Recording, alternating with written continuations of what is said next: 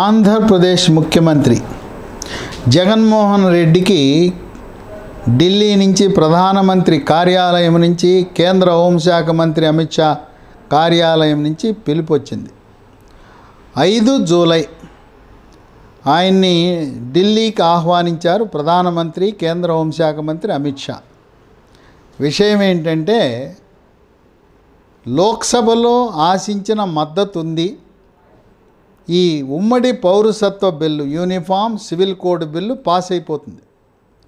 రాజ్యసభలో కొద్దిగా సంఖ్యాబలం తగ్గే అవకాశం ఉన్నది కనుక భావ సారూప్యత కలిగిన కొన్ని పార్టీల యొక్క సహకారము అవసరము.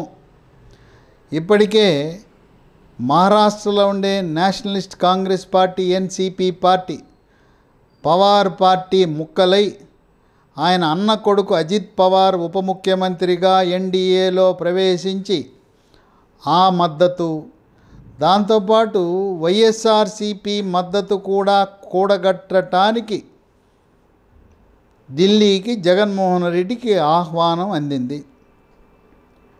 ఈ ఉమ్మడి పౌరసత్వ బిల్లు యూనిఫామ్ సివిల్ కోడ్ని ఎట్టి పరిస్థితిలో కూడా 10 జూలై నుంచి ప్రారంభమయ్యే పార్లమెంటు సమావేశాల్లో బిల్లు ఆమోదం పొందాలనే దృఢ నిశ్చయంతో సంకల్పంతో భారతీయ జనతా పార్టీ జాతీయ నాయకత్వం కృషి చేస్తూ ఉంది. అటువంటి తరుణంలో ఆయనకి వ్యక్తిగతంగా మీ 9 మంది ఆంధ్రప్రదేశ్ నుంచి 11 మంది రాజ్యసభ సభ్యులలో 9 మంది వైఎస్ఆర్సిపి, ఒకరు తెలుగుదేశం, మరొకరు బీజేపీ. ఆ తెలుగుదేశం మద్దతు కూడా బీజేపీకి ఉంటుంది. ఈ 9 మంది మద్దతు కొరకు ఈ వైఎస్ఆర్సిపి ముఖ్యమంత్రి ఆంధ్రప్రదేశ్ ముఖ్యమంత్రి జగన్మోహన్ రెడ్డిని ఆహ్వానించారు. అయితే జగన్మోహన్ రెడ్డి ఇప్పటి వరకు రాజ్యసభలో పెట్టిన ప్రతి బిల్లుకి కూడా ఆయన సభ్యులతో మద్దతు ఇప్పించాడు. ఇది కూడా ఇప్పిస్తాడని ఆశిస్తున్నారు. ఈ బిల్లు సునాయాసంగా పాస్ అయిపోతుంది. కొంతమంది ప్రచారం చేస్తున్నట్టు రాజ్యసభలో సంఖ్యాబలం లేదు, సంఖ్యాబలం లేదంటే అమిత్ షా గారు అనుకుంటే సంఖ్యాబలం అది ఆటోమేటిక్గా వచ్చేస్తుంది, బిల్లు పాస్ అవుతుంది. అయితే జగన్మోహన్ రెడ్డి పనిలో పనిగా ఆనాడు చంద్రబాబు నాయుడు ఎన్నోసార్లు విజ్ఞప్తి చేసినా ఆ రెవెన్యూ లోటు ఇవ్వని కేంద్ర ప్రభుత్వం జగన్మోహన్ రెడ్డి అడగగానే 11,000 కోట్ల రెవెన్యూ లోటుని ఇచ్చారు. అలాగే పోలవరానికి మరొక 12,000 కోట్లు మంజూరు చేయమని జగన్మోహన్ రెడ్డి అడగబోతున్నాడు. ఆ 12,000 కోట్లు ఇస్తారు. నిధుల వరద ఆంధ్రప్రదేశ్ రాష్ట్రానికి రాబోతూ ఉంది. జగన్మోహన్ రెడ్డి ఏ మేరకు నిధులు అడుగుతారో ఆ మేరకు నిధులు ఇస్తారు.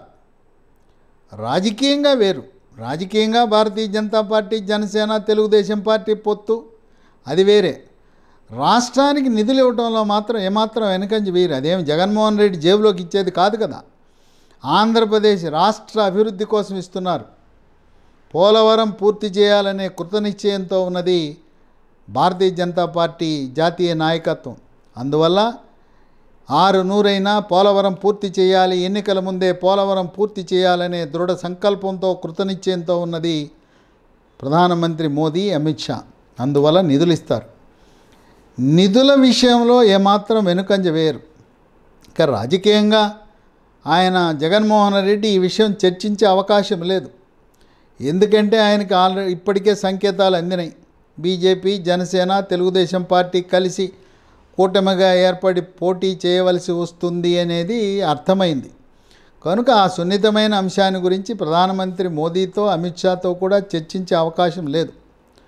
రాష్ట్రాభివృద్ధికి, రాష్ట్రానికి రావాల్సిన నిధుల గురించి, పెండింగ్ ప్రాజెక్టుల గురించి, వాటి గురించి ప్రస్తావించి వారిద్దరిని కలిసిన తర్వాత మరికొంతమంది కేంద్ర మంత్రులు, నీటిపారుదల శాఖ మంత్రిని, ఆర్థిక శాఖ మంత్రి నిర్మలా సీతారామన్ని, మున్సిపల్ శాఖ, గ్రామీణాభివృద్ధి శాఖ, వివిధ శాఖల్లో పెండింగ్ ప్రాజెక్టుల గురించి వాటి నిధుల గురించి కలిసి ఒకరోజు ఉండి వచ్చే అవకాశం ఉంది. ఈ ప్రత్యేకంగా ఆకస్మికంగా ఢిల్లీకి పిలుపు ఇది కేవలం ఉమ్మడి పౌరసత్వ bill, common civil code bill ఆమోదం పొందటానికి అని చెప్పి విశ్లేషకులు భావిస్తున్నారు.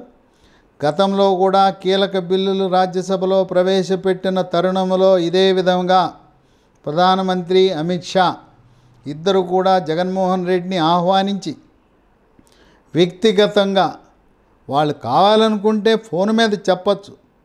చూడండి వాళ్ళ యొక్క వ్యక్తిత్వం, వాళ్ళ యొక్క ఆచార వ్యవహారాలు. ఒక ముఖ్యమంత్రి జగన్మోహన్ రెడ్డికి వయసులో చిన్నవాడైనా రాజకీయ అనుభవం తక్కువ ఉన్నా ఫోన్ మీద చెప్పి మీ పార్టీ వాళ్ళని రాజ్యసభ సభ్యులను మాకు మద్దతు ఇవ్వండి అని చెప్పచ్చు. అయినా విజ్ఞతతో వాళ్ళు ఒక ముఖ్యమంత్రికి ఆ స్థానానికి గౌరవించాలనే వ్యక్తితో ఢిల్లీకి ఆహ్వానించి వ్యక్తిగతంగా ఆయనతో చర్చించి ఈ ఉమ్మడి పౌరసత్వ బిల్లు చట్టరూపం దాల్చే విధంగా అడుగులు వేస్తూ ఉంది. యూనిఫామ్ సివిల్ కోడ్ బిల్లు ఎవ్వరూ ఆపలేరు, ఆపే శక్తి లేదు. అది ఈ యొక్క సమావేశాల్లోనే జూలై ఆగస్టులో నిర్వహించబడే ఉభయ సభల్లో 100కి 100 ఆమోదం లభిస్తుంది. సంఖ్యాబలం రాజ్యసభలో కూడా ఉంది కనుక ఎవరు కూడా దీనిపై ఆందోళన అనుమానాలు వ్యక్తపరచవలసిన అవసరం లేదు. ఇది ఏ సెలెక్ట్ కమిటీకి, ఆ కమిటీకి, ఈ కమిటీకి, స్టాండింగ్ కమిటీకి అవన్నీ ఆమోదం తెలిపిన తరువాత ఏదైనా జరుగుతుంది. కానీ ఈ ఉమ్మడి పౌరసత్వ బిల్లు విషయంలో కాలయాపన జరగదు. కాంగ్రెస్ పార్టీ ప్రతిపక్షాలు లేవనెత్తే ఏ యొక్క అభ్యంతరాలను కూడా ఖాతరు చేసే అవకాశం ఏమాత్రం లేదని రాజకీయ విశ్లేషకులు భావిస్తున్నారు. జగన్మోహన్ రెడ్డి ఢిల్లీ ఆయన పర్యటనతో రాష్ట్రానికి మరికొన్ని నిధులు, పోలవరానికి నిధులు, పెండింగ్ ప్రాజెక్టులన్నీ కూడా ఆ నిధులు మనకి లభించే అవకాశం ఉందని ఆంధ్రప్రదేశ్ రాష్ట్ర ప్రజలు భావిస్తున్నారు.